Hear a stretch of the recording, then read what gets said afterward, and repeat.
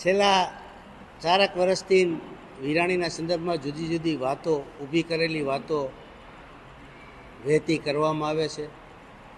જે મિત્રોએ આક્ષેપ કર્યો છે એણે જે સાબિત કરવું જોઈએ. સામાન્ય રીતે ટ્રસ્ટની કોઈ પણ જગ્યાનું વેચાણ વ્યવહાર ન થઈ શકે. રજિસ્ટર એક્ટ પ્રમાણે જ્યારે તમારું મકાન, ઘર એ વેચાણ થઈ શકે, ટ્રસ્ટનું વેચાણ થઈ શકતું નથી, જે મારા નોલેજમાં પણ નથી. 2013-14ની અંદર ટાગોર રોડ પહોળો કરવાની આખી એક યોજના રાજકોટ મ્યુનિસિપલ કોર્પોરેશનમાં બનેલી હતી અને એના અનુસંધાને શામજી વેલજી વિરાણીની મોટી જગ્યા કપાત થતી હતી. આ કપાતના વળતર માટેની એક કમિટી બની હતી.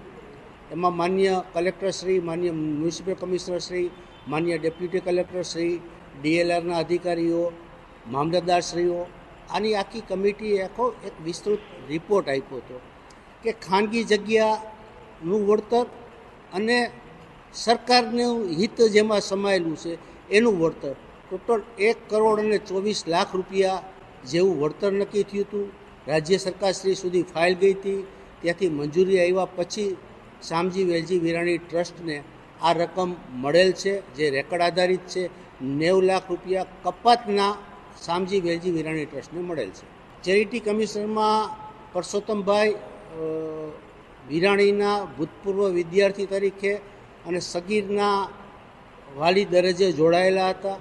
ચેરિટી કમિશનરે એમની અરજી ખારીજ કરી છે. એમની સામે જે અપીલ થવી જોઈએ એ આજની તારીખે અપીલ થયેલ નથી. ટ્રસ્ટનું સામાન્ય રીતે મારા નોલેજમાં કોઈ વેચાણ થઈ શકે નહીં, પણ જે વાતો ચાલે છે અને એને સતત પવન મળી રહ્યો છે, ટ્રસ્ટનું વેચાણ ન થઈ શકે, ટ્રસ્ટના ટ્રસ્ટીઓ બદલાઈ શકે. ટ્રસ્ટ છે એ જાહેર વ્યવસ્થાનો એક ભાગ છે.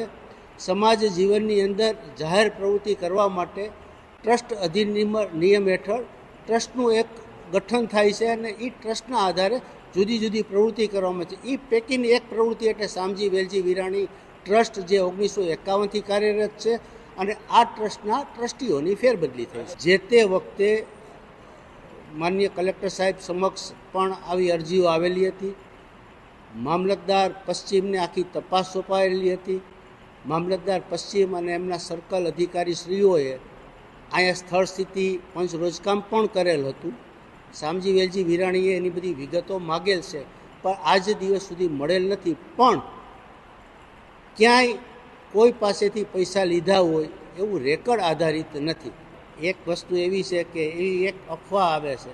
મામલતદાર શ્રી પશ્ચિમે આખો અહેવાલ તૈયાર કર્યો છે, માહિતી અધિકાર હેઠળ આપ માગી શકો છો. એમાં આખી ડિટેલ છે. એમાં કેટલા લોકો છે, એની પાસેથી શું ભાડું લેવામાં આવે છે, એની કબૂલાત છે.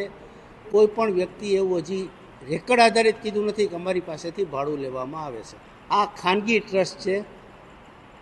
વ્યક્તિનો સમૂહ ભેગો થાય અને સમાજ જીવનની સારી પ્રવૃત્તિ કરવા માટે ટ્રસ્ટનું ગઠન કરે અને ટ્રસ્ટના પોતાની આવક ઉપાર્જનમાંથી જમીન ખરીદ કરેની જમીનની અંદર હોસ્પિટલ છે, શિક્ષણ છે, સત્કાર્યો છે, ગૌશાળા છે, આ બધી પ્રવૃત્તિ થતી હોય. એ પૈકીની એક પ્રવૃત્તિ એટલે શામજી વેલજી વિરાણી ટ્રસ્ટ છે.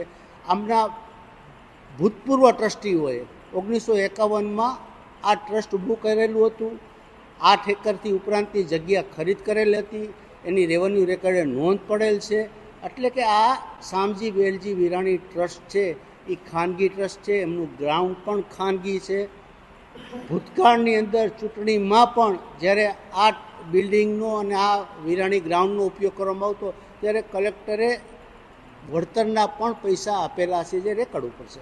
છેલ્લા 15 વર્ષથી શામજી વેલજી વિરાણી ટ્રસ્ટમાં ટ્રસ્ટીઓની સંમતિથી અહીંયા ભૂતપૂર્વ વિદ્યાર્થીઓ માટેની બધી વ્યવસ્થા ટ્રસ્ટ કરતું હતું. ગત વર્ષે પણ થઈ હતી. આ વખતે કોઈએ મંજૂરી માગેલ નથી. મંજૂરી માગેલ હોત તો ટ્રસ્ટ આપવા તૈયાર હતું. ટ્રસ્ટે એમાં કોઈ વાંધો પણ નથી કે જૂના વિદ્યાર્થીઓ આ સંસ્થામાં આવે અને 2-4 કલાક રહીએ, જમે, આનંદ કરે, એના ભૂતકાળના સંસ્મરણો વાગોળે અને છૂટા પડે. કોઈ જમીન વેચવા નથી કાઢી. જે તે વખતે ચેરિટી કમિશનરે મંજૂરી આપેલી હતી. એ મંજૂરીની સામે કોઈ અપીલ, અરજ, અહેવાલ થયેલ નથી. સામાન્ય રીતે ચેરિટી કમિશનર જે હુકમ કરે તેને સિવિલ કોર્ટમાં પડકારવામાં આવતો હોય છે, એવો હુકમ કોઈ પડકારેલ નથી. હાલના તબક્કે જમીન કોઈ વેચવા કાઢેલ નથી, બધી ઊભી કરેલી વાતો છે. ના, અહીંયા શૈક્ષણિક રીતે વધારે મોટું સંકુલ બનાવવાની તૈયારીઓ છે. ટ્રસ્ટીઓની એક આખી યાદી છે, આ પત્રકાર પરિષદ પૂરી થાય એટલે આપને આપી દઉં. જરા ડીપલી વાત કરું તો 2013-14ની અંદર ટ્રસ્ટની મિલકતની આકારણી થઈ. એમાં એક મોટો ભાગ ખાનગી ઠેરવવામાં આવ્યો, બાકીનો ભાગ છે એ સરકારનો નક્કી કરવામાં આવ્યો. એના આધારે વળતર મળ્યું, એની સિટી સર્વેમાં એની નોંધ પડી. એની સામે 2018-19માં એક અપીલ દાખલ થઈ, એમાં ડેપ્યુટી કલેક્ટરે હુકમ આપ્યો. એ હુકમને હાઈકોર્ટમાં પડકારવામાં આવ્યો, એ હુકમ રદ કર્યો, કેસ રિમાન્ડ થયો. રિમાન્ડ કર્યા પછી ફરી વખત શામજી વેલજી વિરાણીની વિરુદ્ધનો હુકમ આવ્યો, એ હાઈકોર્ટમાં પડકારવામાં આવે છે ને અત્યારે યથાવત પરિસ્થિતિ જાળવી રાખવાનો હુકમ થયેલ છે, જેની નકલ હું આપ બધાને આપી દઈશ. હવે એ એમને પૂછો તો જ ખ્યાલ આવે કે કોની સાથે એમને વાંધો છે. પણ બધા વિદ્યાર્થીઓનો શામજી વેલજી વિરાણીમાં હાર્દિક સ્વાગત છે. આખી શામજી વેલજી વિરાણીની જે પ્રોપર્ટી છે એ ખાનગી છે, ખાનગીના આધારે જ વળતર મળ્યું હતું. કલેક્ટર સાહેબની અધ્યક્ષતામાં આખો નિર્ણય લેવાનો, એની સમીક્ષા ડેપ્યુટી કલેક્ટર સાહેબે કરી. હાઈકોર્ટે ઓર્ડર રદ કર્યો, રિમાન્ડ કર્યો.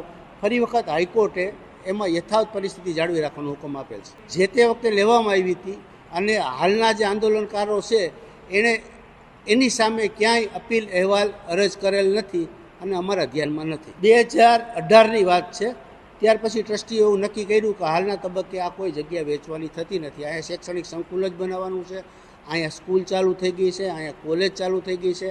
આગામી દિવસોમાં ટ્રસ્ટીઓની ગણતરી એવી છે કે અહીંયા વિશાળ પાયે શૈક્ષણિક આધુનિક ઇમારતોનું નિર્માણ કરવું. સાંજ સમાચાર ફેસબુક પેજને લાઇક કરો, વિડીયો શેર કરો અને વધુ વિગતવાર સમાચાર માટે sanssamachar.net વિઝિટ કરો.